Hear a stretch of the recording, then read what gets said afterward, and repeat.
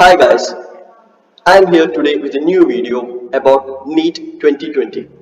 So there will be a guest with me for today and his name is Srinidhi. So I will ask him to introduce himself so that you get to know who he is and how he wrote and what he got from Neet 2019. So Srinidhi, please. Okay. Hello everyone. I am Srinidhi V Prabhu, first year medical student in Bangalore Medical College and Research Institute. I have secured All India rank 1891 in NEET 2019 with a mark of 638 out of 720.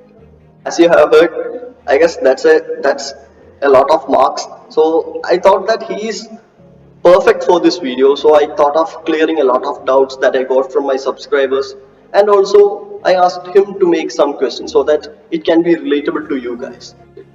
So here we are with some of those questions. So the first question is, when did you start to prepare for NEET 2019? Are you a repeater, or had you done some foundation courses for NEET or something like that? When did you start preparing for NEET? No, it was not like I didn't prepare for particularly for NEET till December 2019. So I was preparing What? for KVPY. Yeah, I prepared for Wow. KVPY actually. I Okay. prepared for KVPY actually. Okay. Yeah. Then after KVPY aptitude test, and I had interview on February for KVPY. Oh, you got So I QPI, thought, right? yeah. Oh man, great. Okay. Yeah. So I thought I can pick up NEET too, as there was family pressure too, that I have to prepare for NEET too. Wow. I was not interested.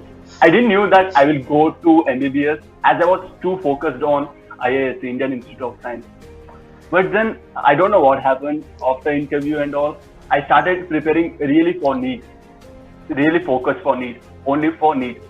So I thought I can do NEET and get a seat in Bangalore Medical College as I haven't like applied for AIMS or JIPMER. So that's how I prepared for KVPY and I got NEET. Man, that's some great, amazing story. So even I didn't knew about this. Like I thought, like you had prepared for 2 years. So great. So to to all the listeners, listen. This is the thing. Like you can start even now. Like here is time. So you have to just prepare efficiently. That's all. So as you have Yeah. started, That's all. yeah. So as you have started by the last time, like in the December. So I guess you would have done a lot of mock tests, right? Yeah. So, should we take mock test and how frequently? Like, what should be the frequency and how should be the analysis process? Okay. For mock test, like yeah, we have to take mock test. I think that's the important thing in last few months. Like you have to be able to rectify your own mistakes.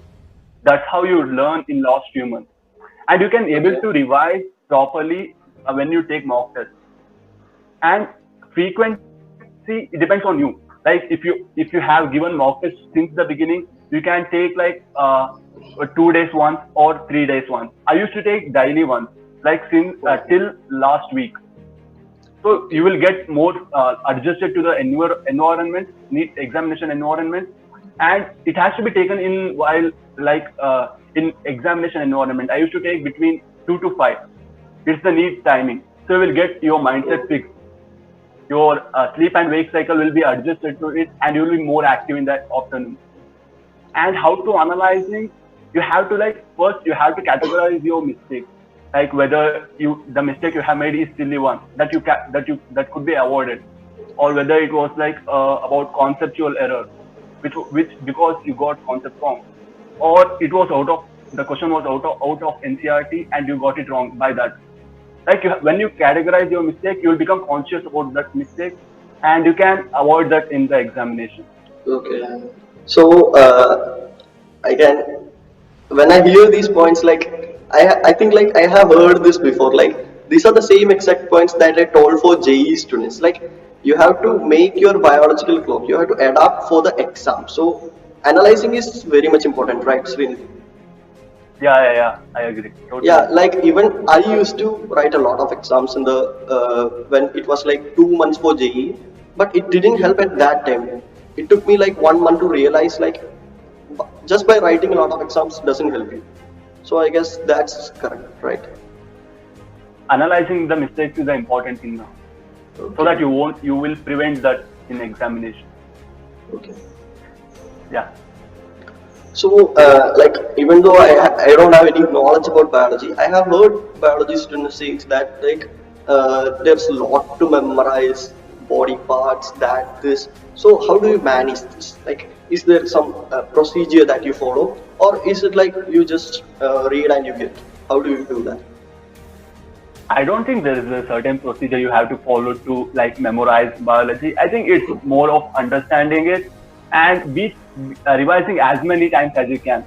It same goes for inorganic too. It has so many things to memorize, Yeah. but you have to like read as many times as you can. Each time you read, you will find something new in the textbook. So I think that's the only tip I can give for biology. Like you have to read as many times as you can and be thorough with NCRT. If you are thorough with NCRT, you can like get easily 300 plus.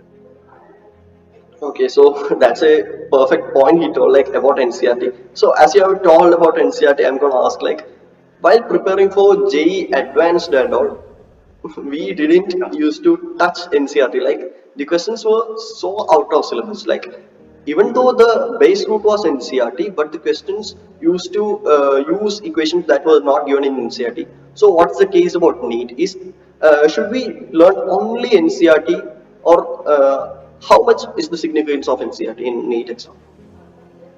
Yeah, but in NEET NCRT is very significant. Like for biology, most of the question will be asked based on NCRT, and few question like usually 10 questions more than usually about 10 question will be asked from the NCRT, but little bit above from the concept other than NCRT. If you're getting me, like it is based on NCRT, but it won't be in NCRT syllabus. Okay, like as I said about JE, right? Like about the baseline will be NCRT, but they may ask something else. Like few questions that you can manage somehow, but most of the question in biology will be based on NCRT itself, directly from NCRT. So if you are thorough with NCRT for biology, you can easily get good marks in biology. And coming to NEET, as a NEET physical chemistry, coming to chemistry, physical chemistry and physics are both same. Like theory question will be from NCRT and problem will be based on NCRT.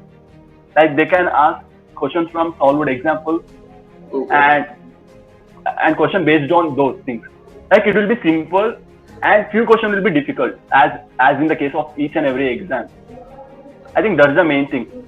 Okay. And So for inorganic, it will be completely based on NCRT. You have to be okay. thorough with NCRT for inorganic chemistry and So even for organic. Yeah. talking about inorganic, like it's fully memory thing, right? So as you said, like you started preparing at the last time of the race. So did you use any particular book, like more than NCRT or other than NCRT, which you used to do a lot? Like most of the questions you know right now also. So was there some book or a series of books that you used to do a lot? So for NEET, I like for in last month I solved last year paper and last year question for particular chapter, and I had concept strong. Like if you have concept strong, you can solve any question from any exam. It doesn't matter if you are writing NEET or KVPY. Concept will be the same, but the difficulty of questions will be different. So I think if you have your concept strong, you can easily crack NEET. Okay, so that's a great point. Like I used to think like toppers used to do some books like in JU, like SC Verma, RD Sharma and all. I used to not even open those books because they were so much thick. So as he said, Yeah, yeah. try to understand the concept, like what is the thing told. So conceptualizing things will help you better, I guess. So take that advice seriously.